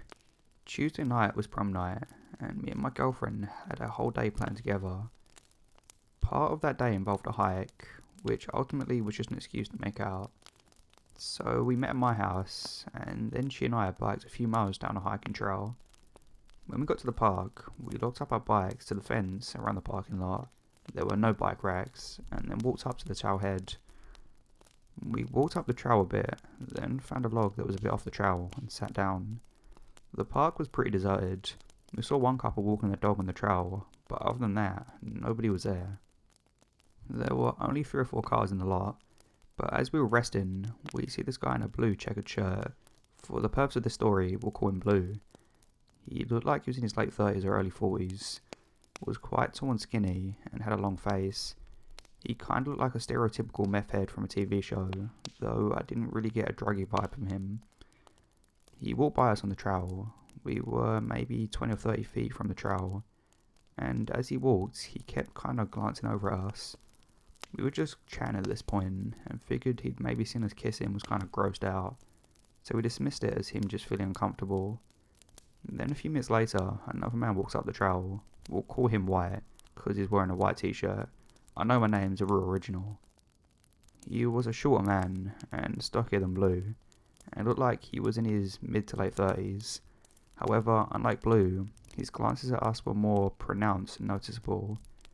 He seemed to really be inspecting us, rather than uncomfortably passing us like Blue did. At this point, she and I get a bit creeped out, but dismissed it in a similar fashion as Blue. Now, here's where things start to get creepy. A little while later, White passes again. This time, he's really taking a long look at us, turning his whole body as he walks away to stare. She and I decide it's time to start moving, so we walk up the trail a bit, hoping White will leave now that he was headed back to the lot. But as we walk up the trail, who do we pass but Blue, coming towards us. As we pass him, he makes a remark to us. "Be careful up there, I saw a couple of deer up that trail." I knew the park quite well. My dad runs there often, and I know that deer aren't all that dangerous, unless it's a stag, which he would have mentioned. So his remark begins to set off warning bells. Something's not right here. But again, I dismiss him as just an awkward person, and she and I continue walking up the trail. But after 100 feet or so, she and I both get the same bad feeling that something is seriously off here. So we turn around and back to the bikes. We try to talk about other stuff so we aren't as scared about what's going on, but as we pass a fork in the trail, we see Blue walking towards us again. He comes from behind us along the trail that begins to tow us, walking quite close behind. Uncomfortably close. The whole time he's pretending to look at his phone, but I know it's just pretend. He's focused on us. She and I pretend to not notice and talk about how we wish we could have found the deer, and talk about experiences we've had with a deer. We're almost at the parking lot now, and I'm itching to get out there, when who do we see sitting on the bench at the end of the trail? White. Now the trail ended right where White was sitting, but a fork went sharply left and dumped us a bit further down the lot. So I pulled my girlfriend in that direction and we walked rather quickly to the bikes without turning around. When we get there, I notice Blue and White standing next to each other, and then Blue starts walking down towards us again. I'm rushing to undo the bike lock, and luckily Blue isn't walking too fast, so I'm able to unlock the bikes and get on. She and I rush out there without looking back, so I'm not sure what happened to Blue. We don't know what they wanted with us, whether it was an abduction attempt or just trying to scare us from a drug deal, but creepy dudes in the woods, let's not meet again.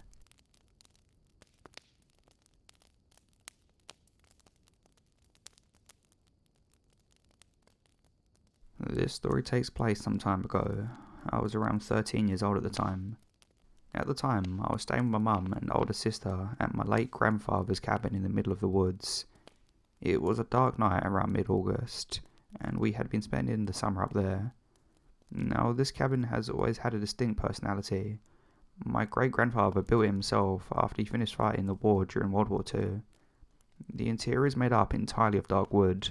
The furniture still has that old pre-war Nordic and Eastern European feel to it, where my family's from. Carlian style and hand-woven carpets line up the floors, and the walls are decorated with old worn-out framed photographs of unknown but serious-looking relatives of my family from the past. The house has always had some mysteries, a little off-setting, but still a calming feel to it. Me and my sister, being curious kids, had just on the previous day looked through some old photo albums belonging to our great-grandparents that we found in the library, a decision which we both regretted. It turns out it was customary back in the day to photograph the dead, and as you can guess, the albums dated after the war were filled with photographs of dead bodies sitting and laying next to their relatives. We went through the album, and there were tons of them. From grown-ups to kids to actual babies in tiny coffins. And what made it worse were almost all the photos were taken unmistakably right in front of the cabin of the yard. We shivered and wondered if the bodies had been buried here too, but decided in that moment that we would never ask about it. I mention this photo album detail because it's relevant for understanding why I was already feeling creeped out that night. That evening, me and my sister had decided to sit in the candlelit living room and read horror books together, because why not? We were standing in an old cabin after all, and it felt atmospherically appropriate. My mum, being a night owl and an insomniac, had decided to go for a sauna and shower in the middle of the night. The cabin's wooden sauna is located in the stone basement of the cabin. Another important detail to know is that the cabin is quite in the middle of nowhere in the middle of a forest. There are a handful of neighbours who all live at least a kilometre or half a mile away. The whole community has lived there for generations and everyone knows everyone, so as a rule, we never had a habit of locking the front doors when staying there. The only person that ever locked the front door of the cabin was me, and I always did it accidentally by slamming the door too hard so it automatically locked. So it was midnight, my mum was down in the basement, and me and my sister were feeling really creeped out. We barely ever had visitors during the day, and nobody has ever showed up unannounced during the night to this place.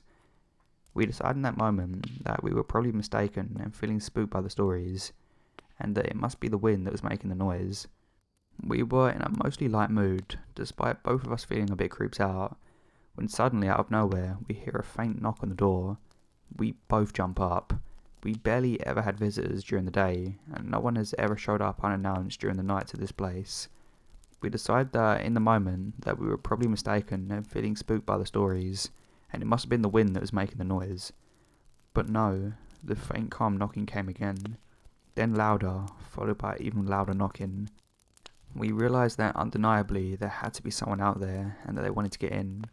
In horror, we both ran to the kitchen to grab something to defend ourselves with. I grabbed the biggest knife I could find, and I had a quick chat with my sister on whether we should go to the basement or get my mum.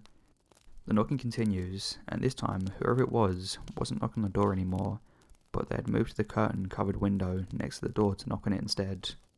My adrenaline kicked in and I was feeling a little braver, so we decided to walk slowly towards the front door, and I decided to take a peek out the window. I moved the curtain slightly to the side and take a look. However, I see nothing but darkness out there. I close the curtain and turn to my sister, when suddenly in that moment someone tries to pull open the door aggressively. We both flinch, but thankfully I was the last person to enter the cabin that evening and the door's locked. At this point, it's just us, two kids with kitchen knives, and some strange person trying to get into our cabin in the middle of the night, and the only thing separating us is an old wooden door. At this point, we've both had enough spooks, so my sister runs down to get my mum from the basement as I stand shaking by the door holding my big knife. I hear footsteps on the front porch, but no more knocking or attempting to open the door. My mum comes upstairs, and she seems to be in disbelief that anyone would be trying to get in at this hour. We all stay in the living room, waiting for more sounds, but an hour passes and we hear nothing, until suddenly we hear a loud, panicking knocking on the door. We all jump up at the sound, and my mum goes rapidly to the window to open the curtain and check who it was. Suddenly, upon seeing who it was, she mutters, "What the?" and she slowly opens the door. We hear her exchange a conversation with a woman whose voice is familiar. We walk over to check who it is and realise it's our aunt, my mum's sister, who lives on the other side of the country, standing in front of our porch in the middle of the night. She looks scared and panicked, and my mum apologises to her. "No, sorry, you can't stay here. I'll order you a taxi and get you somewhere safe," and closes the door. After some time, we see a taxi arrive and watch her leave in it. Our mum double checks that the door is locked and comes over to us looking worried. We asked her what happened, and she tells us that her sister had told her that there had been some dispute, and that she's now being chased by a handful of dangerous and angry men that want to kill her and are trying to track her down. She's been trying to run and hide from them for 2 days straight now.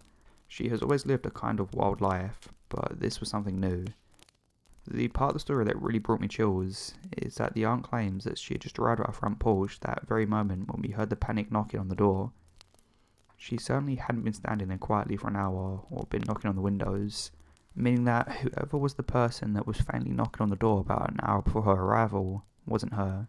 We have no idea who it was or what their intentions were, but I know that given the extraordinary circumstances, I would reckon that it was likely one of the men trying to track her down. I keep thinking back to that night. Whatever could have happened had that door not been locked.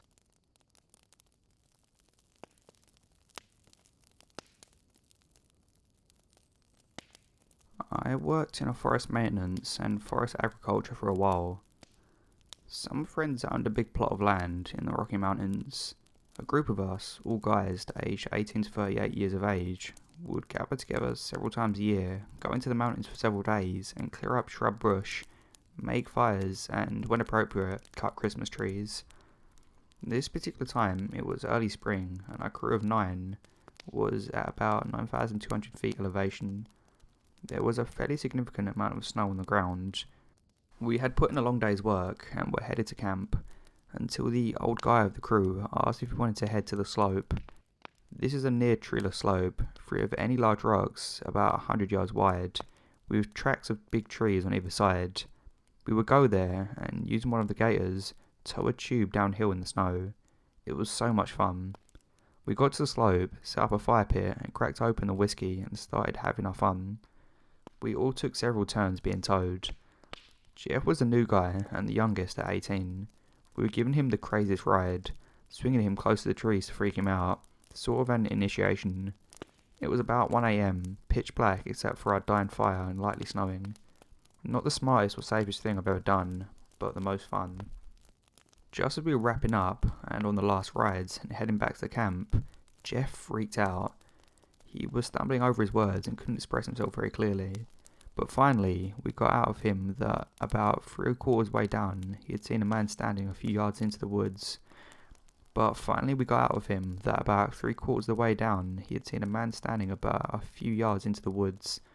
He was wearing a trapper's hat, one of those with a flipped up bill and ear flaps like in Fargo, and a plaid mackinaw. We were all a bit skeptical. I mean, we were on a big plot of private property, at elevation and in somewhat hostile weather, but we took the rifles off the gators and got our flashlights to give it a look. We didn't find anything, not even footprints. We chalked it up to inexperience, spooky environment, and of course whiskey, and headed back to the camp about 1/8 of a mile away. Jeff didn't sleep all night. He was convinced he saw someone. The next morning, we drove the gators to get to the house on the property, got in our trucks and headed into the little town nearby for breakfast. We had our breakfast and we were heading back to the property to say our goodbyes and go our separate ways. As we neared the intersection of the public dirt road and the private dirt road to the house, there were several police cars and ambulances. We stopped and talked to the police, who informed us the closest neighbours had found a body in the ditch as they were heading down the mountain.